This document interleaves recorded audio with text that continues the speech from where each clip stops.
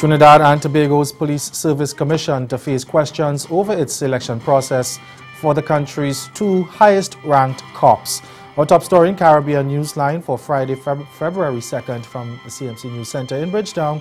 I'm Ricardo Roberts. Good evening. Thanks for joining us. The Trinidad and Tobago Parliament on Friday agreed to the establishment of a special select committee to look into the issues surrounding the appointment of a police commissioner and a deputy.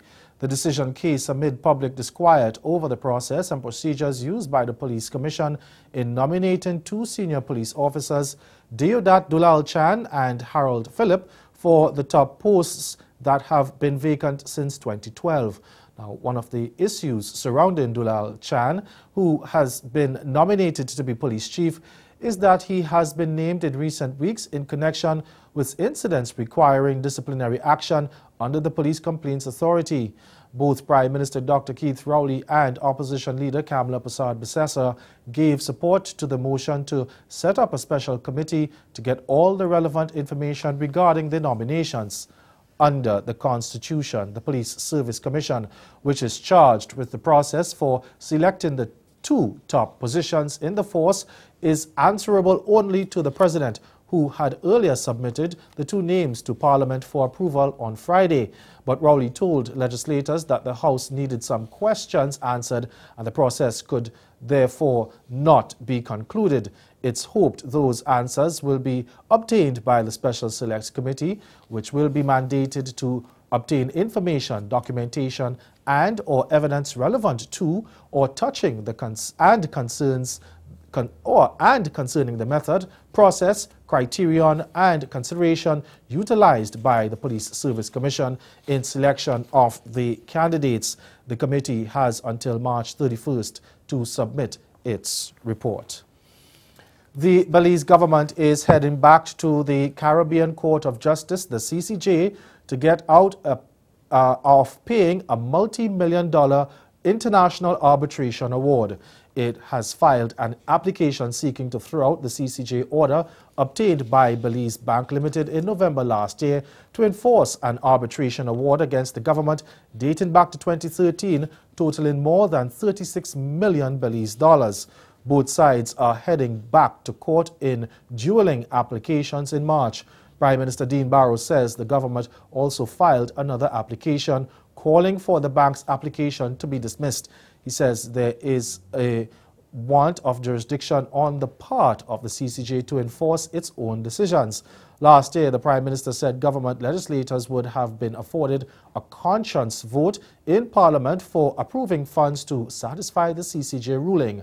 After a first reading of a supplementary bill was tabled in January, there were plans to hold a meeting of the House of Representatives on February 16th for debate.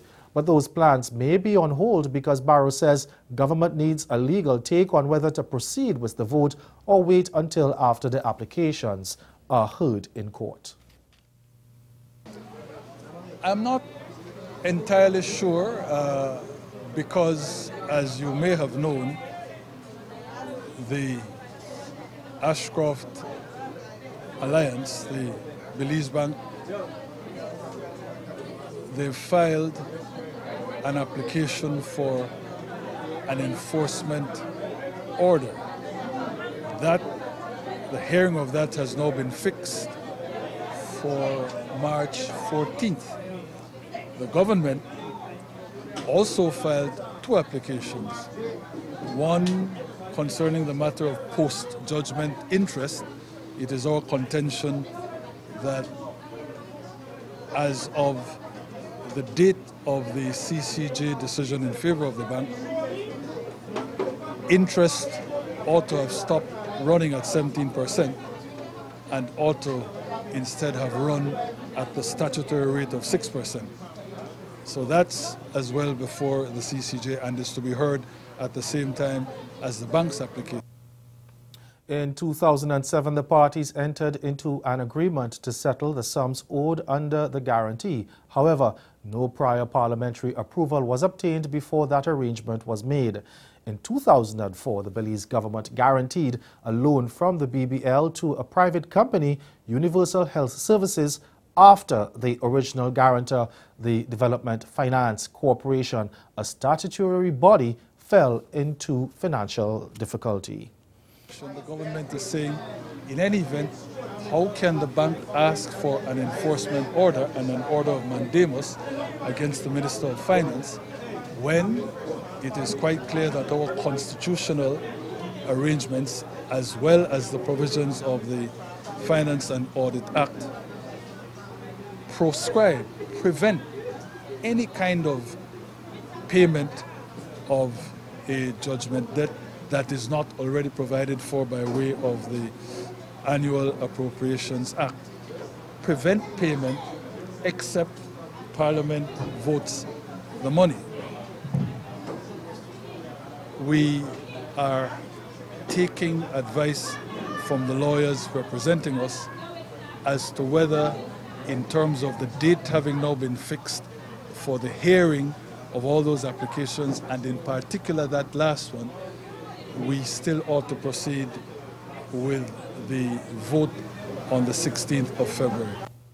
A commission of inquiry has been established in Guyana to investigate a massacre that sent shockwaves across the country in June 2008. Retired Justice Donald Trotman was sworn in as the sole commissioner looking into the massacre of 8 miners in Lindo Creek. The commission's work began yesterday and is expected to last 3 months. Based on the outcome of the inquiry, recommendations will be made on the actions to be taken against those responsible for the killings. The Commission of Inquiry is the first in a series of inquiries into extrajudicial killings that occurred between 2002 and 2009 when President Bharat Jagdeo was in office. President David Granger says the families of the deceased miners need closure and answers are needed in other killings. We feel that this particular one hurt families directly. These are 8 persons. These are people who are not involved or not even suspected of being involved in any form of terrorism or wrongdoing. This is really a massacre of the innocents. The President feels the way the investigation was initially handled indicated that there was a high level of collusion by the government of the day, that is, the past PPPC administration. So we feel that this will be a pivotal investigation which will unravel the criminal networks that were behind the killings during what is now called the Jagdeo era, during the Troubles. And when we see the report of this commission of inquiry, it will lead to other commissions, you know, the death of a former minister. It is really beyond belief that a president of a country could have one of his cabinet ministers assassinated and not even hold an inquest, not even hold an inquiry. Why should, you know, if he knows all this stuff now, if he has all of this information, why not investigate the death of a cabinet colleague? The Lindo Creek COI, according to the President, is expected to unravel the entire tapestry of criminality that engulfed Guyana between 2000 and 2008. A commissioner has been appointed, and he will call for evidence, and the recommendations he will make, I'm sure, will be based on the evidence he will receive. I was very heartened by the fact that the leader of the opposition claims to know something about this period, and I hope he comes forward to give evidence and let the people of Guyana know what he knows. And that report from Handel Duncan of Capital News. Still in Guyana, a former minister under the People's Progressive Party, Civic, says the country has a good case going before the International Court of Justice on its border dispute with Venezuela, but the matter cannot be resolved if Venezuela doesn't agree to go. In a recent interview with Royden James of HGP Nightly News, Dr. Henry Jeffrey says he believes Venezuela's decision not to go to the ICJ is because it knows that Guyana's case is solid, and he says going alone would mean the court could only give Guyana an advisory opinion and not a resolution. From my understanding, it wouldn't be a decision, a settlement of the dispute, but it would give Guyana some leverage in its negotiations, and if Venezuela should act untowardly. Dr. Jeffrey was at the time speaking during an interview at his home on Thursday.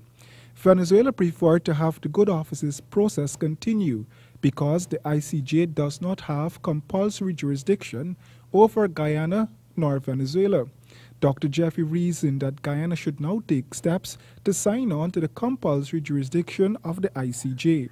I assume if it was a settlement, but what we are saying, if it was a settlement, yes, I mean, if it would have settled it, but by that I mean, if you had both parties that decided to go, and like Suriname, and the matter is settled, that would have been the best case. Both parties agree, we go, the matter is settled, and one way or another. Dr. Jeffrey noted that whatever Guyana's position on this issue, the country should pursue it peacefully. If you have a quarrel, you and your neighbor, for instance, have a quarrel, and it's not, it's costly to you or costly to them or costly to both of you, you have to have somebody that's going to solve it. You got to call somebody. Either you go to court or you have some sort of mediator who try to solve, negotiator try to solve that dispute. So yeah, it would be. But would it be if one party says, I am not coming? I mean, if one party says, I am going, and the other party said, I am not coming, it wouldn't be the ideal situation, maybe because you're smaller. Small countries always need law. Like, I don't want to say it, but like poor people always need. If you're rich and strong, or you're strong, you beat the other man up, for instance, or you do something, But if you are poor, you got to get law. And therefore, small countries, law is important to them. And going, even if Venezuela would not go, going gives you a moral sort of leverage. The former minister said that the best way out for Guyana is to climb the stairs of the ICJ. Royden James. A senior U.S. official and a former president to visit the region next week. That's coming up after the break. Stay with us.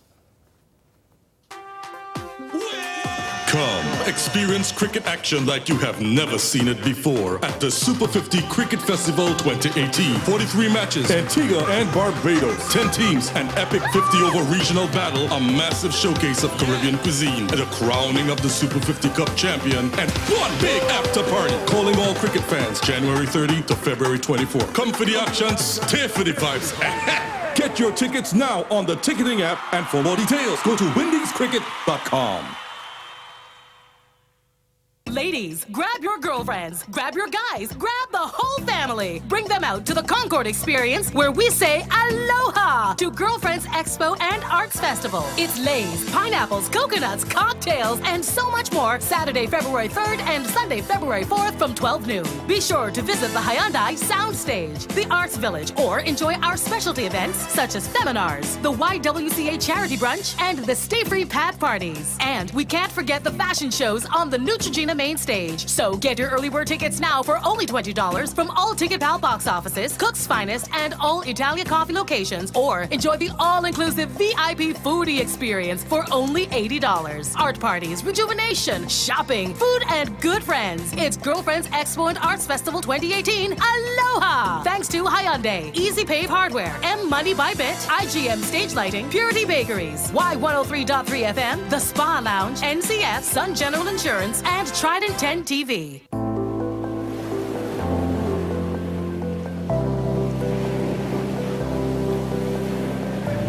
Come, sail with us through our ocean blues, where there's a blessed land that's waiting for you.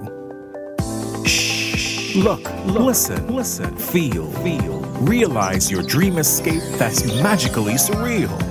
The best kept secret, a place you'll never forget, where adventure beckons with every gentle footstep. From lush mountain green to warm volcanic sand, submerged in splendor, our 32 enchanting islands. A kaleidoscope of experiences. No need to look anymore. St. Vincent and the Grenadines, the Caribbean you're looking for.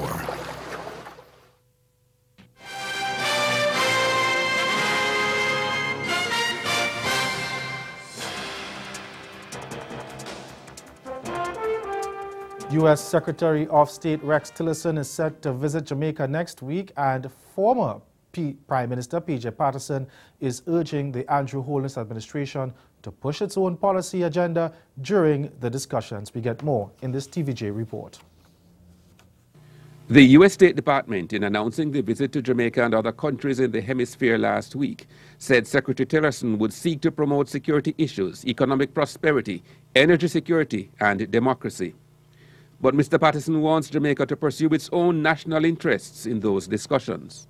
We cannot win the war against crime and violence or the fight against illegal narcotics and money laundering unless those who manufacture the weapons of destruction prohibit and enforce the curbs for the export of guns and bullets to our shores. Secondly, at this time, when some deny the reality of climate change, we must leave no doubt that our efforts to achieve stated and desirable targets for prosperity will be severely impeded and derailed by the devastating effects of climate change and global warming. And the former Prime Minister is still seething following Donald Trump's recent statement on Haiti and African states. And we must make it clear that aberration of our brothers and sisters in Haiti and the African continent is offensive and repulsive.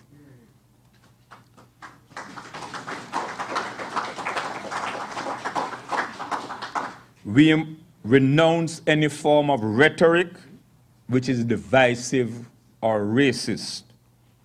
We must be unapologetic in the assertion of respect for our dignity as human beings. Mr. Patterson was giving the main address at the launch of a book by Dr. Richard Bernal, Jamaica's former ambassador to the United States, at the regional headquarters of the University of the West Indies. That book explores the influence of small states on superpowers, focusing particularly on Jamaica's relationship with the United States. Meantime, former U.S. President Bill Clinton will also be in the region next week. He's scheduled to visit Dominica and the U.S. Virgin Islands, both of which were battered by Category 5 hurricanes last September. The Clinton Foundation will be launching an action network on post-disaster recovery, which will provide support to the U.S. Virgin Islands, Puerto Rico, Dominica, and Antigua and Barbuda by securing long-term investments to help the recovery efforts. The first meeting will be held on April 3rd at the University of Miami, with 300 to 400 representatives expected from businesses, government, and non-governmental organizations. St. Kitts and Nevis Prime Minister Dr. Timothy Harris says the Twin Island Federation has seen a third consecutive year of economic growth. Speaking at his monthly press conference, Harris said 2.6% growth was recorded in 2017. Notwithstanding the economic disruption and setback occasioned by 2 Category 5 hurricanes, the growth was impacted positively by a 9% expansion in construction services. Agriculture, we are proud to report, although still too small a percentage of the economy, it clocked in 14.3% growth. And it was due in large measure to the better weather conditions, boosting crop yields up to September when the hurricane had struck us. We experienced increased production of meats, and there were greater fishing landings. Of course, this is in part had been due to the use of additional FADs, fishing aggregate devices, in the course of 2017. Prime Minister Harris said growth in the tourism and financial sectors was marginal but positive. There was 1% growth in tourism and 1.3% growth in the financial sectors. Cuban state media is reporting that the 68-year-old son of Cuba's former leader Fidel Castro has committed suicide. Nuclear physicist Fidel Angel Castro Diaz-Balart was found dead Thursday morning. He's said to have suffered from depression and has been receiving medical treatment as an outpatient in recent months following a hospital stay. Now, at the time of his death, he was a scientific advisor for the Cuban Council of State, and he served as vice president of Cuba's Academy of Sciences. He was married with 3 children. And ahead in Newsline Sport, Guyana's record their second victory in the regional 4-day tournament. Stay with us. Sport is next. Come and experience fun, meet amazing people, and enjoy fantastic food at the 22nd Annual St. Kitts Music Festival. 5 days of festivities from June 27th to July 1st of 2018, with main stage performances from the 28th to the 30th. Here's the first wave of confirmed acts. The legendary Patti LaBelle, Queen of Dancehall, Spice, Miss Lauryn Hill. Many more acts to be announced. Book now and save the date. For more information, log on to StKittsMusicFestival.net. The St. Kitts Music Festival, an experience like no other. Come, experience cricket action like you have never seen it before at the Super 50 Cricket Festival 2018. 43 matches, Antigua and Barbados, 10 teams, an epic 50-over regional battle, a massive showcase of Caribbean cuisine, and a crowning of the Super 50 Cup champion, and one big after party. Calling all cricket fans, January 30 to February 24. Come for the action, stay for the vibes, and get your tickets now on the ticketing app, and for more details, go to windiescricket.com.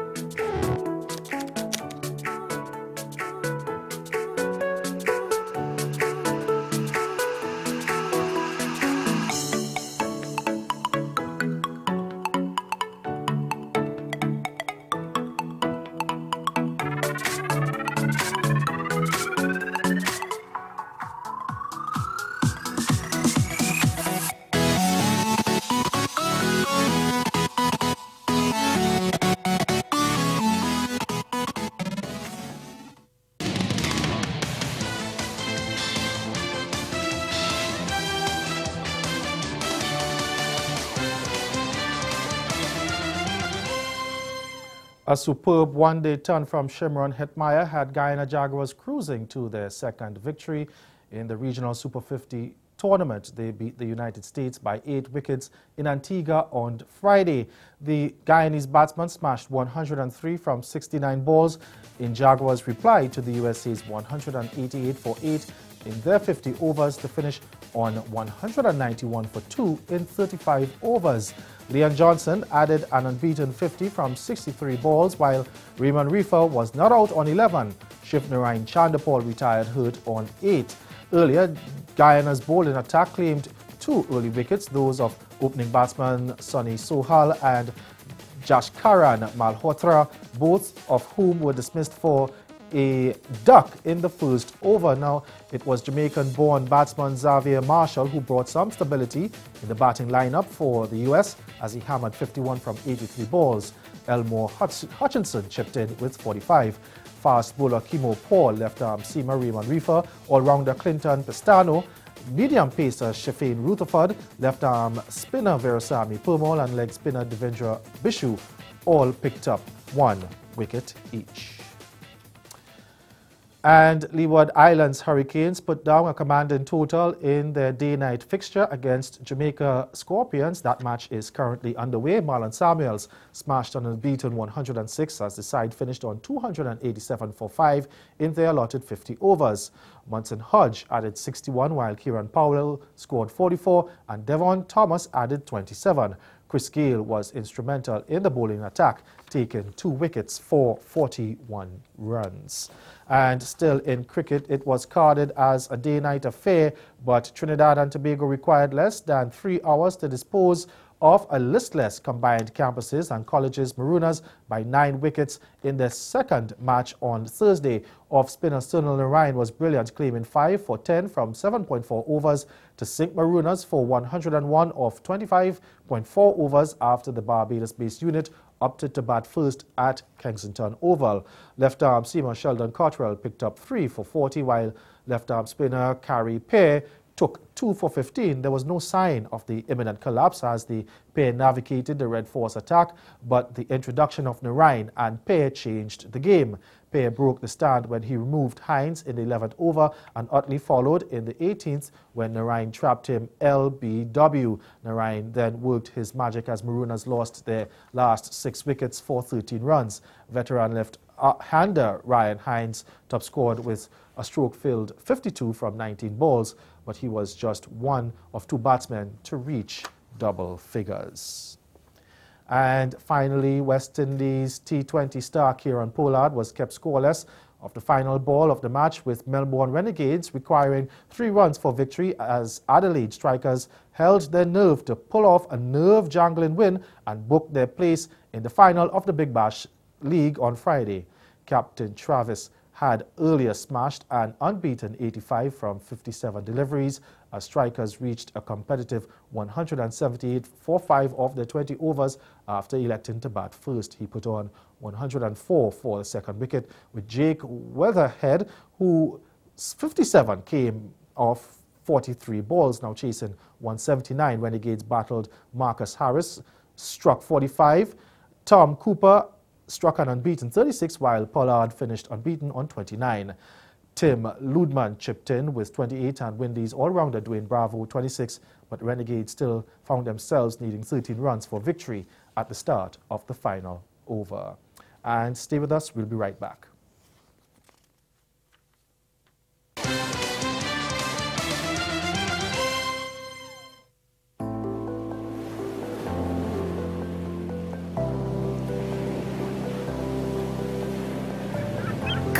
Sail with us through our ocean blues, where there's a blessed land that's waiting for you.